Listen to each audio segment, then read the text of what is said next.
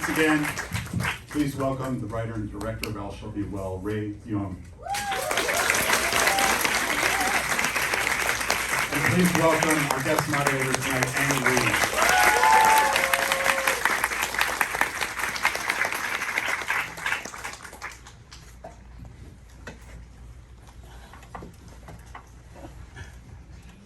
Well, thank you, Ray, for bringing us this beautiful movie. Thank you so much. I'm so honored tonight to really have Mr. Lee with us tonight and to do the moderation for me. So I just want to say that I'm a big fan, of course. And I started with the movie because I watched The Wedding Banquet, and when I watched it, I watched it on the big screen, and I felt that, wow, if someone is interested in watching that story, maybe they want to hear what I have to say as well. Because being an Asian kid growing up in the West, it was very difficult, and I always felt that nobody wants to hear me. But after watching that movie, then I realized that, wow, there's a story there that people might be interested. As long as I tell it honestly and authentically and do it well enough, then people will know. So thank you so much for such an inspiration. Come a long way. Congratulations. I grew up in Taiwan. I come here to study drama and films. And the most movie I watched was Hong Kong movie. Growing up, like half of my devouring movie was Hong Kong movie, and the other half is like half Hollywood movie, half Taiwanese movies. Of course, they're mainly in Mandarin, not in Cantonese like this. So that was my main movie food from Hong Kong. And I came here to study film, and just walking 5 minutes, that was Chinatown. Back then there were 6 Chinese movie theaters, double feature, Hong Kong. That was a heyday in the 80s of Hong Kong movies. And when I started out, it was like the heyday of Hong Kong movies. So Hong Kong is always a movie land for me, more so than Hollywood.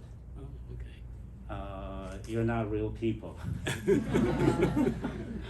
Most of you speak Mandarin and then do these wonderful things, or things I could only imagine. So it's really movie people. And then recently, that veil seems to be stripped off, and they have movies like this, because those big movies are gone, and this movie loom up. We begin to see real people, so that was very touching, very refreshing. So we noticed real Hong Kong people in a real way to be filmed, to be portrayed. Some of them seems to be professional actors, some maybe not. Very genuine, including filmmakers. So I really feel refreshing and appreciative to see this movie. So tell us how this come about. The genesis of it, and real people, real feeling, and all that in the movie set of Hong Kong. Wow, thank you so much. So I started this movie in 2020 when I went to a talk in Hong Kong about the Hong Kong LGBTQ inheritance rights. During the talk, the speaker quoted 3 cases, very similar to the storyline of All Shall Be Well. A long-term same-sex couple have been together for many years and very open to their family members. And one suddenly passed away, and the other one immediately have a lot of issues with the family members. So I thought, well, that's an interesting story. So I spoke to the speaker and asked him whether he could introduce me to some of those cases, people involved in the cases. So, and then I interviewed them, and then decided to write a story about it. But the situation was that, is it someone want to speak? Okay. And then what happened was that when I interviewed those people, actually the situations were far worse than in the movies, because the family members, they changed very quickly. Very soon the relationship became very bad. In some cases, they even changed the lock and wouldn't allow the surviving partner to go back into the apartment. So I decided to write a story about it, but try not to make it so dramatic, because sometimes in real life situations are far more dramatic than in a movie. And if I did it that way, I felt that it would be kind of too melodramatic maybe, and the audience may not be able to be totally involved in the story. They might be a bit detached, thinking that it's more like a soap opera. So that's why I did it in this way. One thing I noticed is fighting for space. Both in the movie world of Hong Kong, and later since the 90s I've been to Hong Kong, and at some point I even worked there for half of the movie. One thing strikes me is it's the crowded place on earth. You don't have space. Even the most famous martial art, if you're famous for your martial art movies, Yeung, it's about no space. Yes. Triangle get into you, there's no way you can beat a point. Yeah. So they really get in your face. So that's very much the Hong Kong style. Yes. I've noticed the most brilliant Hong Kong filmmaking is about small spaces. I figured that you guys can make movie in an elevator and be brilliant. Now most of them, the big ones, moved to China. I have a feeling, I shouldn't say that, but they don't really know what to do with all that space. It's kind of awkward. What do we do? I work with Tony Leung, the most brilliant actors. I said, you're in Wong Kar-wai's movies, brilliant, exquisite and all that. I never know what shoes you wear. The shots are so small. Anybody remember what Tony Leung wears in Wong Kar-wai's movie in the shoes, like above the waist? I've never seen that. The shots are so small. They're brilliant. When you ship them to China, all the gunfighting, all that, like big landscape, it seems to get lost or something. Right. So space is a very prominent aspect in Hong Kong. Just as I made another gay movie in Western, Brokeback Mountain. It's all about empty space, like big space. Hong Kong is a contrary, small space, and this movie is about space. People in each other's face because they just don't have rooms. That's highly dramatic. I love that. That's when Hong Kong filmmakers are at their best, wherever they are, what genre they are. If you love Hong Kong movies, just go back and go forward. Just watch the movies, how they treat spaces. Brilliant, most brilliant in the world when they have no space.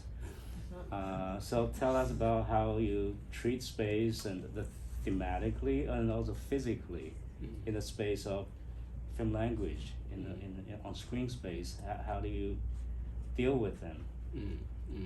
I think a lot to do with restrictions, because in Hong Kong the place is so small, but yet it's so crowded, and buildings are so close to each other, and people are living on top of each other, and so therefore that was something that I tried to portray in the movie. I think if you look carefully, or if you have a chance to watch it again, I try to make everything that they stack together. Like everything, if you live in Hong Kong, everything is being stacked together. Like even if you die, you go to a columbarium, and you just get a small box, right? Everybody, and you're all stacked onto each other, and it's all about the class system as well. That if you don't have enough money, you are at the bottom, or you are at the top. You don't get the middle part. You see, so everything is divided in that way, and so I was trying to find ways of telling that. Using that space, but using this ideology of stacking things together.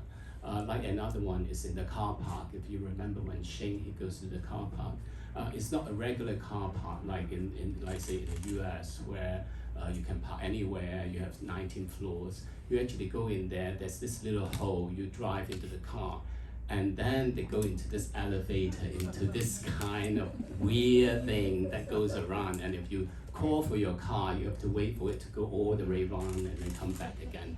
And then the car will come out and then they circle for you to drive.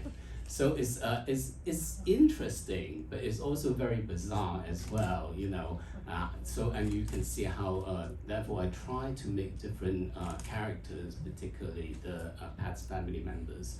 They all live in different tiny spaces, and they all have their own different characters, and each of them reflect their personality and their characters, and also the history of each character as well.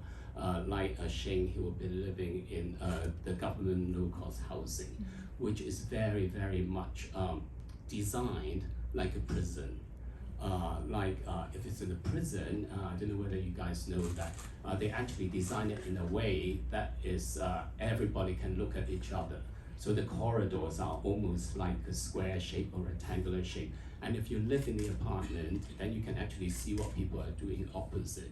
The reason is that because in the prison, when they didn't used to have so many guards, so they would have the inmates staring at each other and spying on each other, and that is the way of, you know, making sure that everybody is behaving properly. So that was how the government was designing those low-cost estate housing. So, and you can see when Sheng and his wife, they were living in that apartment, there's absolutely no privacy at all. Therefore, the doors are all open and they can all see each other and everybody knows what is going on. So that is a different space from the one, say, Fanny, the daughter, is living. And those properties in Hong Kong have a special name. They are called the monster buildings because they are very, very congested. They are very small. You go in there, it's a long corridor, and then they have all these apartments on the side. And then when we were shooting, it was only like the actors and the cameraman could be there. I was standing outside the corridor and screaming and looking at it like that, trying to peep in to see what is going on. And it was very, very interesting that the apartment that we shot in is belonging to this couple who have a little girl, and it's there, sort of like obviously the most important person in their whole life. And the whole apartment was decorated like a kindergarten. And also like they have all these like tutu dresses, and they were hanging so low from the ceiling that when you go in, you have to walk like that. And when I first looked at it, I said, we have to shoot here. I don't care. This is like the whole art direction is already done for us. And because it also so focused that, you know, in Hong Kong, because life is quite difficult and everybody's put so much attention on their kids. So for this couple, this is something very important. They want to make sure that their daughter is able to live a proper life even though they are in this small apartment. And then later I learned that the daughter actually also has some learning difficulties. Therefore she couldn't go to school all the time. And then the parents were therefore decorating that little place for her. So I thought that would be a very interesting place to shoot in. So therefore that was the apartment for Fanny. And then for the apartment of Victor, that was easy because it's a subdivided flat, which you can find everywhere. It's just which one is more horrible than the other one. So we saw many of them, and it's very, very shocking is that you walk up, you know, 4 or 5 flights of stairs, and then you go into this apartment, and it's basically a corridor, and there's no toilet, or the toilet is outside, and you're sharing with other people. And yeah, so there was, you know, plenty of choices for that. The most difficult apartment to shoot in was the Pat and Angie's, because in order to find a big apartment like that, it's very, very difficult in Hong Kong. And if they own an apartment as big as that, they do not want the film crew to come in, trust me, because they have enough money. They don't want your money. They just don't want your trouble. So it was very, very difficult to find one. And also we wanted an apartment that looks old enough, that looks like that there's a history. Pat and Angie have lived there for many years, and it's something that is very square, because I don't know if anybody who lives in Hong Kong before, the modern apartments are all irregular shapes. They're all like, you know, sort of like triangle or diamond shape, whatever they want to call it. But basically, half of it you can't put a sofa or a TV, and that's it. So in order to find a space that's very big with a lot of big rooms and high ceiling was very difficult. But that actually represented the kind of apartments that were built in the 70s and 80s in Hong Kong, when they have very high ceilings and sort of like a lot of actual space where you can use, kitchen and living room and all that. So in order to find that particular apartment took the longest time, and we really only be able to find it just a few days before the shoot.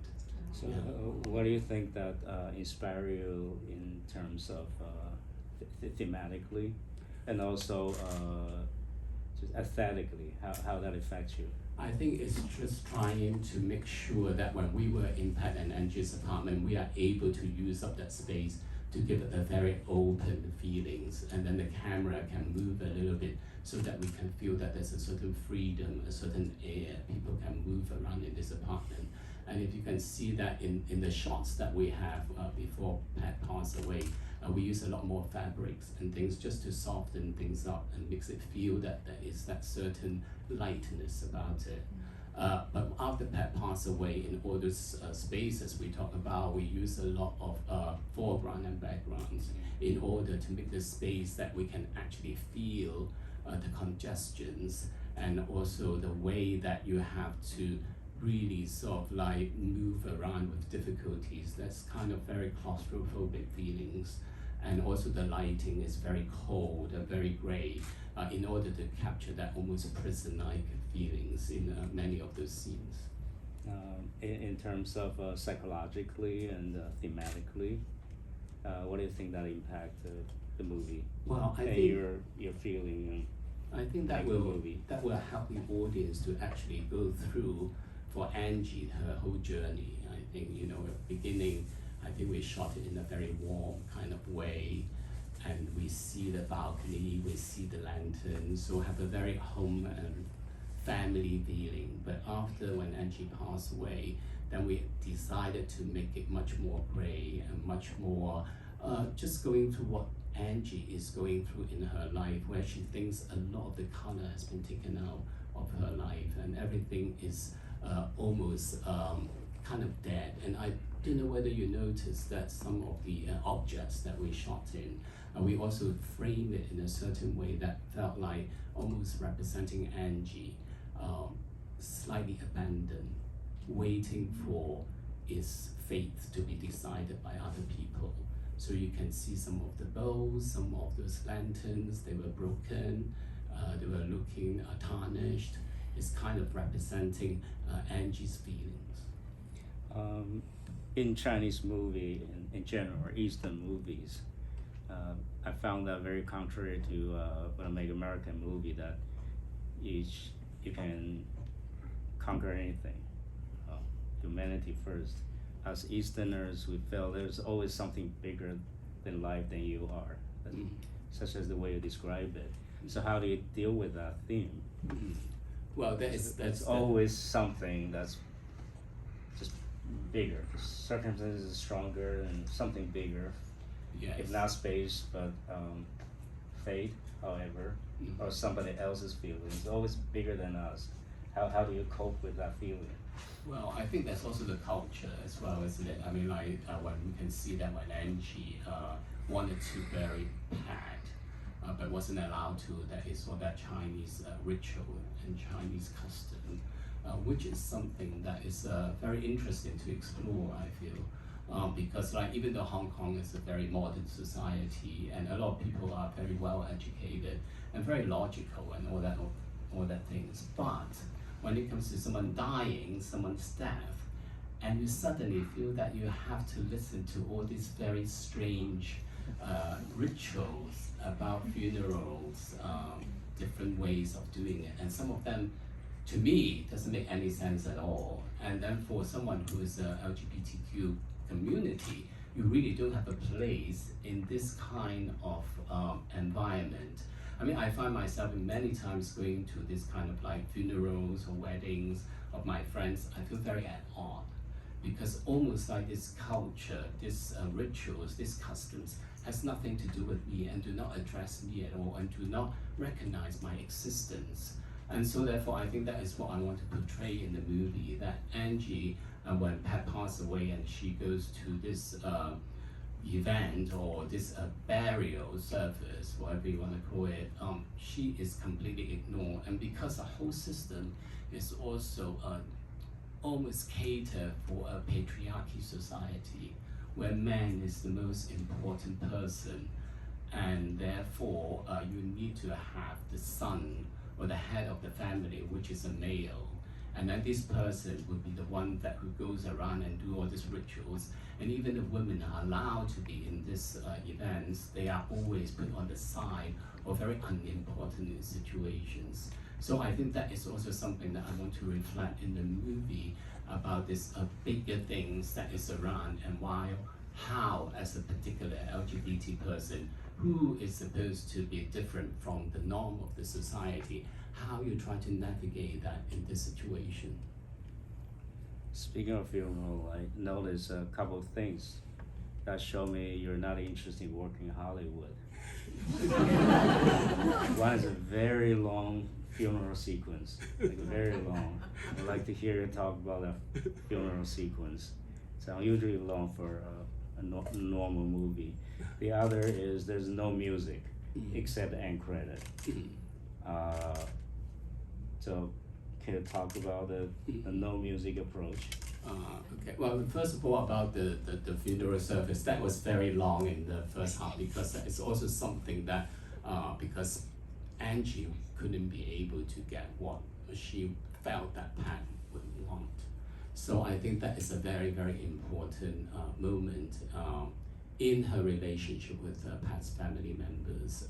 And that is the point where she realized that her beliefs and their beliefs are very different and going to be contrasting at the beginning of the breakup of the relationship. And also it's something that we very rarely address in our movies, but it's something that we all, one way or the other, have to go through or gone through already.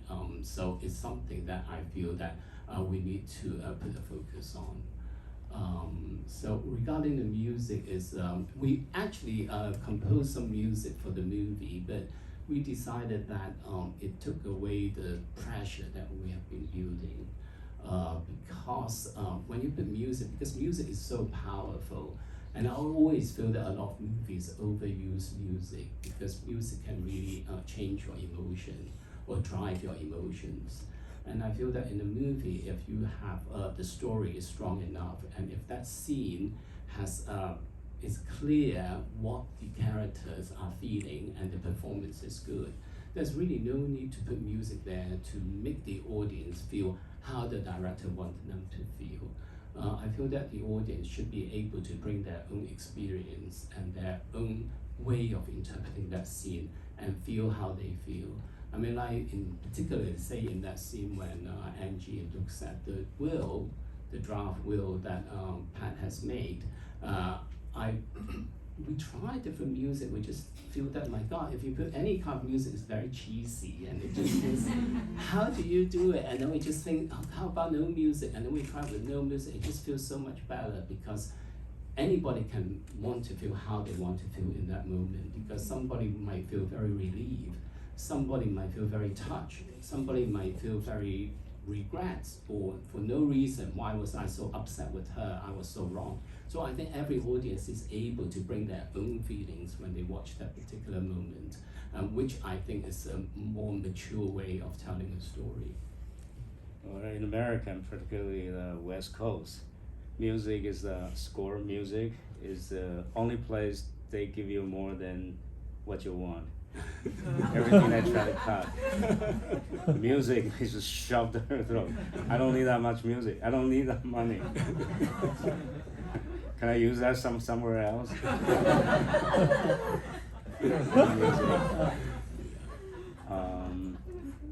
Anyway.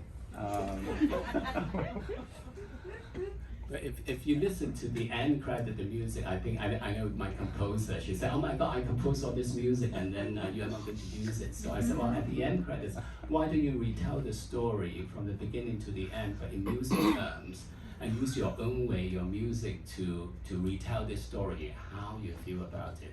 So she went off, and then she watched the cut, and then she decided to composed this piece of music, which I thought it really, in some way, retell the whole story. There's so many ups and downs and valleys and peaks, and I thought the music at the end was able to retell the story quite well.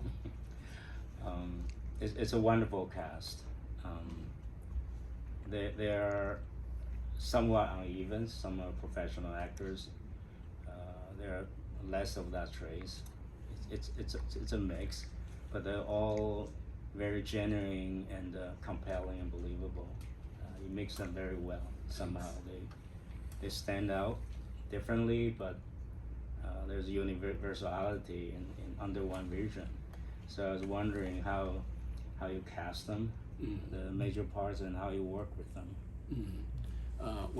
Patra, the main lead, I worked with her before on Twilight's Kids, so that was her very first movie. She has been a stage actress for many years, but have never done a movie before. So I basically, at that time, 2015, when I first moved back to Hong Kong, I didn't know anybody. And so I basically cold call anybody who would help me, and it works, by the way. So I called up the Hong Kong Rap Theatre Company and said that I wanted to find an actress who's over 60 years old, and then they recommended Patra, and so I met up with her, and then I asked her to do an audition, and she said, I haven't done an audition for 30 years. So, but I said, well, you've never done a movie before either.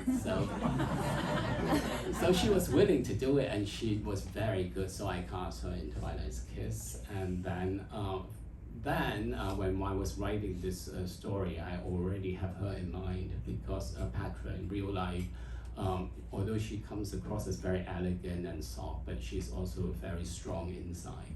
And that's exactly the kind of quality I was looking for in Angie. So I decided to offer the part to her, and she took it up. But for Pat, it was quite difficult, because in order to find an actress with that age group and able to play someone with that kind of very independent character is quite difficult. I mean, I don't know whether you notice in Asia, particularly in Hong Kong, actresses of that age group, they all play mothers and grandmothers forever, you know, and they don't really get a chance to play anything else. And a lot of them are at television station, TVB. So I didn't really want to cast any of them. So I decided to.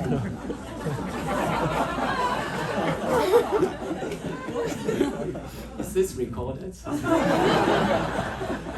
And so I watch old TV shows, and then I actually watch a 1980 shows called 5 Easy Pieces, directed by Johnny To. Actually, it's a TV show. If you know Cantonese, it's called Lao Jun. And basically, it's a TV series about 5 schoolgirls. And although those actresses were already in their 30s, but television is okay. So, and Maggie was one of them, and she was very independent in that TV series, playing this very strong girl. So I thought, oh, that's very this girl is very good.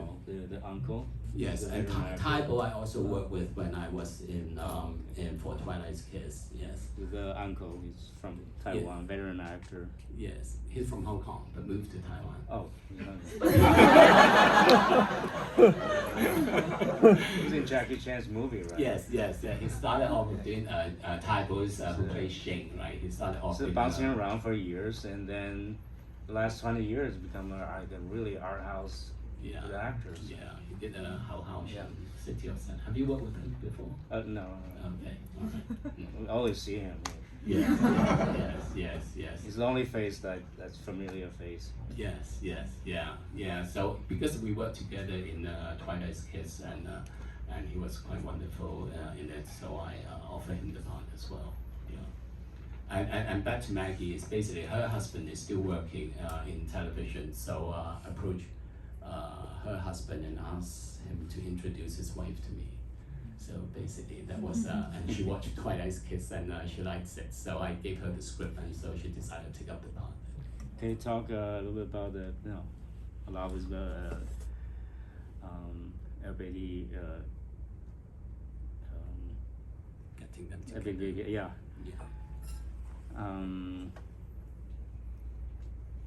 Heritage laws and gay rights and all that.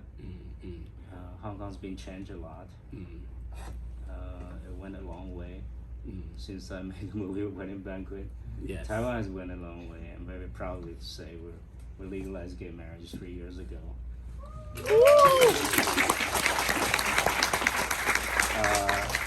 So you want to talk about a little about the current condition and where it's heading and all that? Yes. And we care very much about it. Well, it has changed a lot in a way. I think in general, I also run the Hong Kong Lesbian Gay Film Festival for many years, since 2000. And so things have changed in general. People, the public, I think are much more positive about gay rights. I think it also helps that a lot of different countries have legalized gay marriage.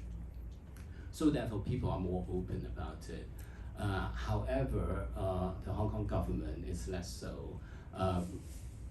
In Hong Kong, in order to fight for your own LGBT rights, you really have to take it onto yourself to do it. So in the last few years, there are a few activists who basically took the government to court, basically saying that they have been married overseas, however, they don't have any, sort of like recognition of their rights in Hong Kong. And through years of fighting in court, they actually won. And the verdicts gave it to recently, last September, that there's a court case and they won the case. And then if you are married overseas, then you can have inheritance rights.